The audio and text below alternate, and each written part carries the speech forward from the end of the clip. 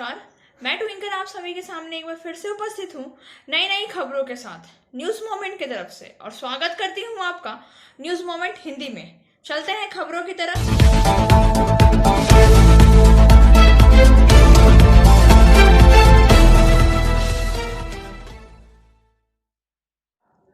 क्या आपको याद है दिल्ली में 1 अगस्त को एक 9 साल की छोटी बच्ची के साथ बलात्कार का मामला सामने आया था। कई नेताओं ने घटनास्थल पर पहुंचकर बच्ची के परिवार वालों के साथ न्याय को लेकर सांत्वना दी, लेकिन अब पुलिस ने मामले की सच्चाई सामने लाई है जो इस प्रकार से है। पुलिस चार्जशीट के अनुसार श्याम ने पुलिस को बताया है कि पिछले 2 अगस्त को उसने उस लड़की को देखा जिसके बारे में उसका दावा है कि वह शमशान में पानी पीने और कभी कभी नहाने जाती थी। चार्जशीट में उसे यह कहते हुए उद्धृत किया गया है कि उसने अतीत में उसे मालिश करने के लिए कहा था और उसकी अश्लील सामग्री भी उस बच्ची को दिखाई थी। यह आगे उसने कहते हुए उद्धृत करता है कि उसने उस बच्ची को छुआ तक था अतीत में। चार्जशीट के मुताबिक उस दिन श्याम ने लड़की से मसाज करने के लिए कहा। इस दौरान कुलदीप ने उसे सुझाव दिया कि वे बच्चे का यौन शोषण करें। इसमें श्याम को यह कहते हुए उद्धृत किया गया था कि उसने सलीम को जलेबी खरीदने के लिए बाजार भेज दिया, जबकि उसने और कुलदीप ने उस बच्ची के साथ इस दौरान बलात्कार किया। पुलिस ने आरोपियों के खिलाफ दायर अपने साक्ष्य में कहा है कि यौन उत्पीड़न के दौरान दम घुटने की वजह से लड़की की मौत हो गई है। चार्जशीट के अनुसार आरोपी ने सांस लेने के बाद झुंझलाया। उन्होंने उसके माता पिता को यह बताने का फैसला किया कि उसकी मौत बिजली के झटके के कारण हुई है और उन्हें समझाने के लिए कथित तौर पर उसके शरीर पर पानी डाला गया। श्याम ने कथित तौर पर एक पुलिस मामले के बारे में बच्चे की मां के मन में डर पैदा किया और उसे कहा गया है कि पोस्टमार्टम प्रक्रिया के दौरान उसकी बेटी के अंगों को हटा दिया जाएगा। पुलिस ने कहा है कि उन्हें कथित तौर पर बच्चे की मां को 20,000 रुपए की पेशकश की है और मुफ्त में शव का अंतिम संस्कार करने की पेशकश भी की है। चार्जशीट में आगे कहा गया है कि आरोपी ने सलीम को शमशान वापस जाने के लिए कहा और मां के ना कहने के बावजूद भी नारायण और श्याम ने मिलकर सलीम को चिता तैयार करने के लिए कहा। चार्जशीट में आगे कहा गया है कि श्याम ने कुलदीप की मदद से शव को चिता पर रखा और आग लगा दी। जब तक स्थानीय लोग ने बीच बचाव करने के लिए शव को चिता से बाहर निकाला, तब तक शव काफी जल चुका था। यह ध्यान दिया जाना चाहिए कि दिल्ली में एक शमशान के पुजारी राधे श्याम, जहां 9 वर्षीय दलित लड़की का कथित रूप से बलात्कार किया गया था और उसका अंतिम संस्कार करने के लिए से पहले उसकी हत्या कर दी थी। पूर्व में उसका कथित रूप से यौन उत्पीड़न किया गया था। मामले में पुलिस चार्जशीट दाखिल की गई और श्याम 55, 3 अन्य कर्मचारी कुलदीप सिंह 63, लक्ष्मी नारायण 48 और सलीम अहमद 49 मामले में गिरफ्तार है। आरोपी ने दावा किया है कि कूलर में पानी डालते समय बिजली का करंट लगने की वजह से लड़की की मौत हो गई, जबकि उसके परिवार वाले ने आरोप लगाया है कि पुरुषों ने उसके साथ बलात्कार किया है जब उसकी मृत्यु हो गई थी, तो उन्होंने आनन फानन में शव का अंतिम संस्कार कर दिया। पुलिस ने आरोप के खिलाफ आरोप तय करने के लिए आरोपी के खुले बयानों को, सार्वजनिक गवाहों और सीसीटीवी फुटेज पर भरोसा किया है। Angel Vidya Mandir, a sure way to success. We provide class 8 to 10, class 11 and 12, graduation, pass and honors. We also provide all types of competitive classes. For further information, please contact 9932864067, 8116183079. शादी को लेकर झूठे वादे की एक report. शादी का झांसा देकर सहकर्मी से दुष्कर्म करने का आरोप, बर्खास्तगी की मांग। आरोपी की शिकायत एक महिला शिक्षिका की ओर से जिला विद्यालय निरीक्षक से की गई है। महिला को 2018 में अंडाल के एक उर्दू स्कूल में जीशान अंसारी से मिलवाया गया था। महिला ने कथित तौर पर कई बार अलग अलग तरीकों से बलात्कार किया गया था। महिला की शिकायत के आधार पर महिला को बाद में 2020 में पुलिस ने गिरफ्तार कर लिया। वह एक रूप में काम कर रहा था, स्कूल शिक्षक। महिला ने विरोध में जिला विद्यालय निरीक्षक के समक्ष शिकायत की। आरोपों के आधार पर जिला विद्यालय निरीक्षक ने दोनों पक्षों को तलब किया था। दोनों के बयानों को सुनने के बाद इन सभी की रिपोर्ट जिलाधिकारी कार्यालय में भेजी जाएगी और फिर जिला प्रशासन के फैसले से आरोपी को शिकायतकर्ता दोनों को अवगत कराया जाएगा। सफलता की शुरुआत सिर्फ मोशन के साथ। Motion open scholarship test for class 7th to 12th student. Get up to 50% scholarship for session 2021-22 at Durgapur. And for more details, please contact 9434-8222. Cyber crime. 2 रुपए के पुराने नोट को 1 लाख रुपए में बेचने के लालच से 50,000 रुपए भी गंवा दिए। छात्र को 1 लाख देने के बजाय उल्टे 50,000 रुपए साइबर अपराधियों ने घट लिए। यह घटना वीरभूम के सिवड़ी की है। युवती सृजनी विश्वास ने आरोप लगाया है कि उसके साथ ऑनलाइन ठगी की गई। सिवड़ी के मलिक गुणा पाड़ा निवासी सृजनी विश्वास ने ऑनलाइन हजारों रुपए गंवाने के बाद पुलिस से गुहार लगाई। कॉलेज के छात्रा सृजनी ने कहा है कि उसने 2 रुपए नोट की तस्वीर एक वेबसाइट पर अपलोड की थी जहां पुराने नोटों का कारोबार होता था। उन्होंने कीमत 1 रुपए रखी। नोटों की तस्वीर अपलोड करने के लगभग तुरंत बाद नोट खरीदने के लिए एक ईमेल आया। ईमेल भेजने वाले ने उसे एक अमेरिकी बैंक के माध्यम से 1 लाख रुपए का भुगतान करने पर सहमति व्यक्त की। हालांकि शर्त यह थी कि 1 लाख रुपए के लिए सृजनी को 5,000 रुपए देने पड़ते थे। ईमेल भेजने वाले ने कहा है कि अमेरिकी डॉलर को भारतीय मुद्रा में बदलने की कीमत के तौर पर पैसे की मांग की गई थी। उसने अपने मोबाइल फोन पर सृजनी से संपर्क किया, उसे 2 रुपए के नोट की एक तस्वीर लेकर एक व्हाट्सएप नंबर पर भेजने के लिए कहा।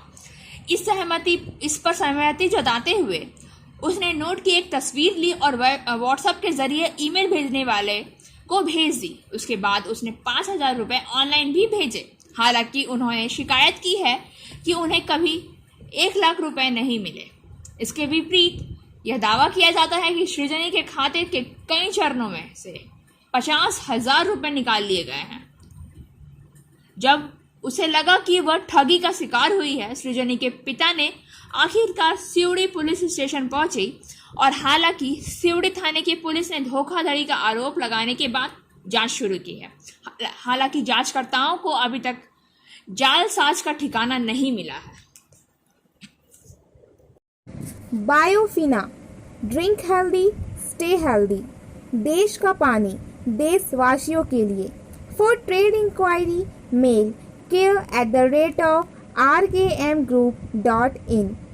Call toll free number 1800-258-7060। पूर्व भाजपा नेता जितेंद्र तिवारी ने खुद को कुछ समय के लिए राजनीतिक चर्चाओं से रखा। आसनसोल के पूर्व महापौर भाजपा नेता जितेंद्र तिवारी ने कुछ समय के लिए खुद को सभी सार्वजनिक चर्चाओं से दूर रखा है। वो कलकत्ता के घर में रह रहे थे। उन्होंने एक करीबी घेरे में कहा है कि इस बार वह कोलकाता में से अपनी पेशे से लौट आएंगे। वह कोलकाता उच्च न्यायालय में अभ्यास करेंगे। सोमवार को जितेंद्र तिवारी अचानक शुभेंदु अधिकारी के साथ आसनसोल में भाजपा जिला कार्यालय में दिखाई दिए, जहां उन्होंने एक स्टाफ मीटिंग में हिस्सा लिया। हाल ही में बीजेपी छोड़कर जमीनी स्तर पर चले गए बाबुल सुप्रियो केयू पर आज के दिन ताना मारा गया था। जितेंद्र तिवारी ने मंगलवार को कोलकाता में राजभवन का दौरा किया और राज्यपाल जगदीप धनखड़ से मुलाकात की। उन्होंने कहा है कि एक शिष्टाचार मुलाकात थी, लेकिन आसनसोल में कई विकास कार्यों पर भी चर्चा की गई है। उन्होंने नए प्रदेश अध्यक्ष का माल्यार्पण करके स्वागत किया।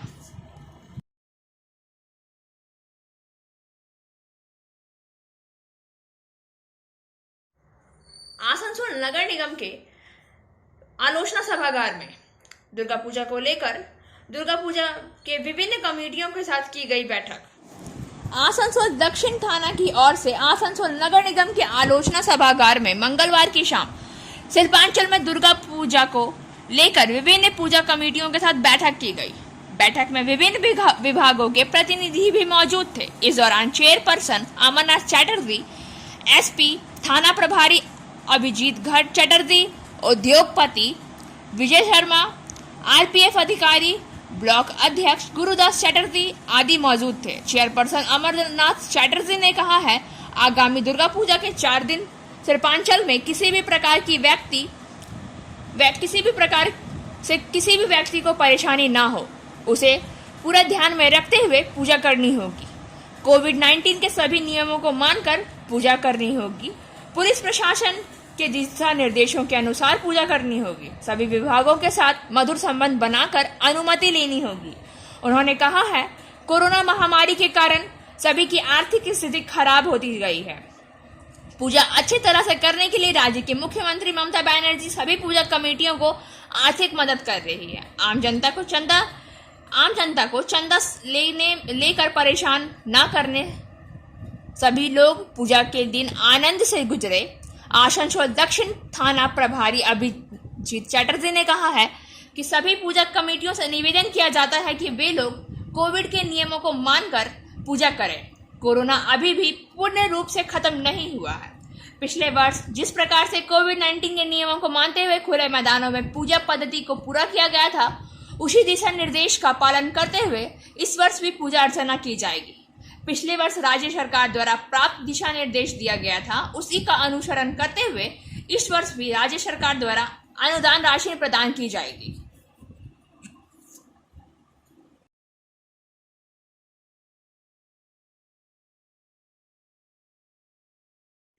बड़े औद्योगिक समूह के ठिकाने पर आयकर विभाग की छापेमारी। बड़े औद्योगिक समूह के ठिकानों पर आयकर विभाग की छापेमारी में 7 करोड़ रुपए की हेराफेरी का पता चलता है। विश्वकर्मा पूजा के दिन शुरू की गई कार्यवाही 2 दिन तक चलने के बाद इस अभियान में 7 करोड़ की टैक्स चोरी का पता चला। सीबीडीटी ने मंगलवार को कहा है कि आयकर विभाग ने बंगाल के एक इस्पात उद्योग विनिर्माता समूह पर छापेमारी के बाद कथित तौर पर 700 करोड़ रुपए की वित्तीय गड़बड़ी के अपराध सिद्ध करने वाले सबूत जब्त किए हैं। केंद्रीय प्रत्यक्ष कर बोर्ड ने कहा है कि उक्त समूह के कुल 25 परिसरों में छापे मारे गए। इसमें व्यवसायियों के घर और कंपनी के कोलकाता, दुर्गापुर, आसनसोल और पुरुलिया स्थित कार्यालय एवं कारखाने शामिल हैं। 20 लाख कैश जब्त और 2 लॉकर खुलने बाकी हैं, जिसमें कहा गया है कि 20 लाख रुपए की बेहिसाबी नकद जब्त की गई है, जबकि 2 लॉकर खोले जाने अभी भी बाकी हैं। सीबीडीटी के अनुसार समूह द्वारा बेहिसाब नकद बिक्री, बेहिसाब नकद व्यय, फर्जी पार्टियों से खरीद, वास्तविक उत्पाद की गलत जानकारी, स्क्रैप्स की नकद खरीद, भूमि की खरीद बिक्री के कई दस्तावेज के माध्यम से बेहिसाब आय जमा करने के से जुड़े सबूत पाए गए हैं। सीबीडीटी ने एक बयान में कहा है कि बेहिसाब आय को सुरक्षित ऋणों के रूप में और शेल इकाइयों के शेयरों की बिक्री के रूप में दिखाया गया है। समूह के सदस्यों ने एक की संपत्तियों के कई दस्तावेज भी जब्त किए गए हैं, जिसमें जमीन और संपत्ति का स्वामित्व अलग अलग नामों से है। 20 फर्जी कंपनियों का पता चला है। उनके गुप्त बैंक ऑफिस के शेल कंपनियों के शेयरों की बिक्री, सेल संस्थाओं से असुरक्षित ऋण, फर्जी बिलिंग जैसे तरीकों के माध्यम से आवास प्रविष्टियां प्रदान करने के संबंध कई अहम दस्तावेज पाए गए हैं। बोर्ड ने कहा है कि एंट्री ऑपरेटर के परिसर से 200 से अधिक बैंक खातों का प्रबंधन करने वाले लगभग 200 कंपनियां, संस्थाओं का पता चला है। इन दस्तावेजों के प्रारंभिक जांच के आधार पर ऐसा प्रतीत होता है कि इन बैंकों के खाते और संस्थाओं का इस्तेमाल कई लाभार्थियों की बेहिसाब आय के रूट करने के लिए किया गया है। Share and subscribe and forward YouTube channel News Moment. For more details and for advertisement, contact editor 956383. अवैध कोयला खनन मामले में कोलकाता हाई कोर्ट ने ईसीएल को लगाई फटकार। 2013 में दायर एक जनहित याचिका की सुनवाई के दौरान कलकत्ता उच्च न्यायालय के कार्यवाहक मुख्य न्यायाधीश राजेश बिंदल ने पूछा, क्या आप इतने लंबे समय से सो रहे थे? कार्यवाही क्यों नहीं करते हैं? आपने कोर्ट का ध्यान क्यों नहीं खींचा? वहीं कोर्ट ने आसनसोल दुर्गापुर पुलिस कमिश्नरेट के पुलिस कमिश्नर को 11 नवंबर को वर्चुअल कोर्ट में पेश होने का निर्देश दिया है। उल्लेखनीय है कि राज्य में अवैध कोयला खनन और कोयले की अवैध आपूर्ति को रोकने की मांग को लेकर 2013 में कोलकाता उच्च न्यायालय में एक जनहित याचिका दायर की गई थी। न्यायालय में जनहित याचिकाकर्ताओं की शिकायतों अवैध कोयला खनन और कोयला तस्करी पर तत्काल रोक लगानी चाहिए। वर्धमान रेंज के आईजी भरत लाल मीणा इस मामले की वास्तविक स्थिति से अवगत कराने वर्चुअल कोर्ट में मौजूद थे। हालांकि उन्होंने कहा है कि इस मामले में उनके क्षेत्र में कोई नहीं आया। वीरभूम और हुगली जिले की बात करें तो यह उनका ही इलाका नहीं है। इस बीच ईसीएल की ओर से वकील शिवशंकर बैनर्जी ने सीबीआई से केस करने की मांग की। कार्यवाहक मुख्य न्यायाधीश ने ईसीएल को फटकार लगाई। उन्होंने कहा, अवैध कोयला खनन का मामला 2013 में दर्ज किया गया था। क्या आप इतने समय तक सो रहे थे? कार्यवाही क्यों नहीं करते? आपने कोर्ट का ध्यान क्यों नहीं खींचा? हालांकि उस दिन सीबीआई ने एक सील बंद लिफाफे में अवैध कोयला खदान के बारे में सूचना दी थी। राज्य की ओर से रिपोर्ट भी सौंपी गई है। कोर्ट ने आसनसोल दुर्गापुर पुलिस कमिश्नरेट के पुलिस कमिश्नर को 11 नवंबर को वर्चुअल कोर्ट में पेश होने का निर्देश दिया है। गौरतलब है कि सीबीआई ने इसी साल अवैध कोयला खनन से जुड़ी जानकारियां जुटाना शुरू कर दी है। इसके लिए 30 सीबीआई अधिकारी के साथ साथ स्पेशल 30 टीमें बनाई गई थी। सीबीआई ने जाकर देखा कि रानीगंज, जामुड़ी या आसनसोल के अलग अलग खदानों में कैसे कोयला निकाला जाता है, अवैध रूप से कितने कोयले की तस्करी हुई है, इसकी जांच सीबीआई ने शुरू कर दी है। सीबीआई के अनुसार राज्य के विभिन्न खदानों से अवैध रूप से कोयला निकाला जाता है। उत्तर प्रदेश, मध्य प्रदेश में तस्करी की जाती है। इसमें पहले सीबीआई ने ईसीएल को पत्र लिखकर यह जनाना चाहा कि क्या कोयले घोटाले की सीबीआई जांच का कोई असर हुआ है। इस पत्र के मद्देनजर ईसीएल ने बताया है कि जांच शुरू होने के बाद से कोयले की आपूर्ति में काफी वृद्धि हुई है। कुछ महीने पहले ईसीएल ने यह भी बताया है कि कोयले की आपूर्ति 46% से बढ़कर 73% हो गई है। भेजे गए कोयले की मात्रा में वृद्धि हुई। ईसीएल के मुताबिक यह 63% से बढ़कर 90% हो गई है। वहीं ईसीएल ने रिपोर्ट में कहा है कि कोयले की बुकिंग में 478 करोड़ रुपए की बढ़ोतरी हुई है।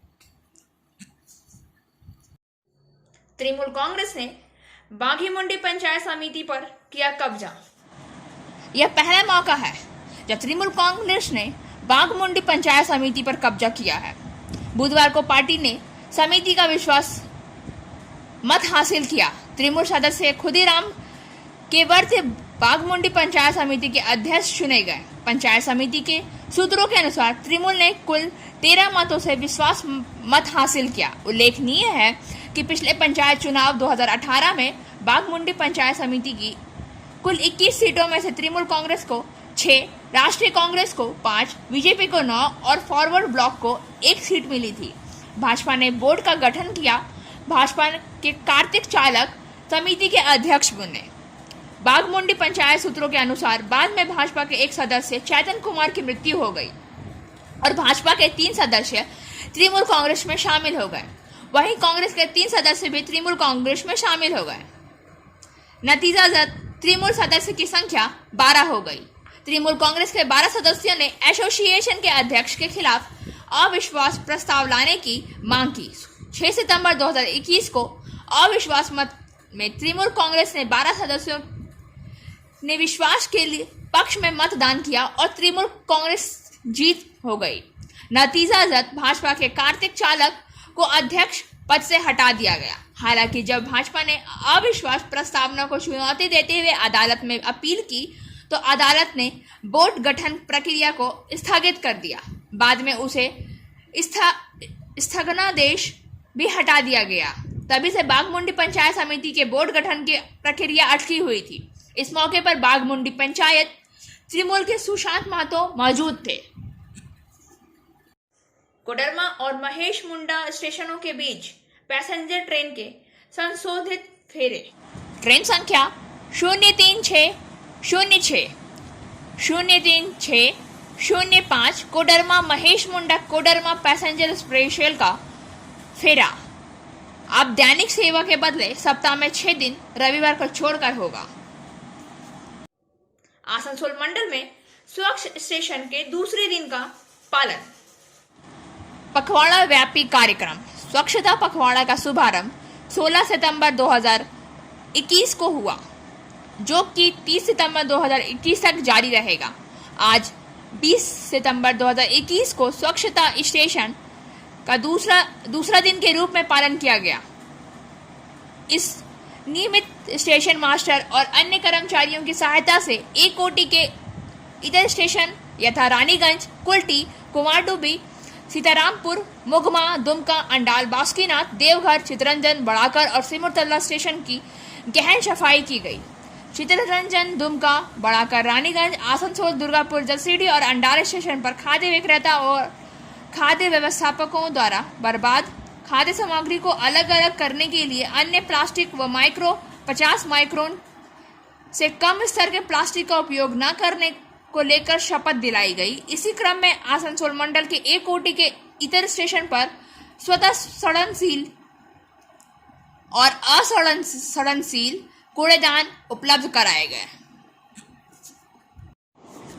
आसनसोल पूर्णिमा की पूर्व पार्षद शीके रेशमा पश्चिम बंगाल जननी वाहिनी के पश्चिम बर्धमान जिले के कार्यवाहक अध्यक्ष हैं। पूर्व पार्षद अल्पना बंदोपाध्याय को पहले ही पश्चिम बंगाल के पश्चिम बर्धमान जिला अध्यक्ष जननी वाहिनी का प्रभार दिया जा चुका है। शनिवार को प्रदेश अध्यक्ष पश्चिम बंगाल की सांसद बंगज जननी वाहिनी ने इस संबंध में सीके रेशमा को लिखित निर्देश दिया और कहा है कि श्रीमती सीके रेशमा शनिवार से पद संभालेगी।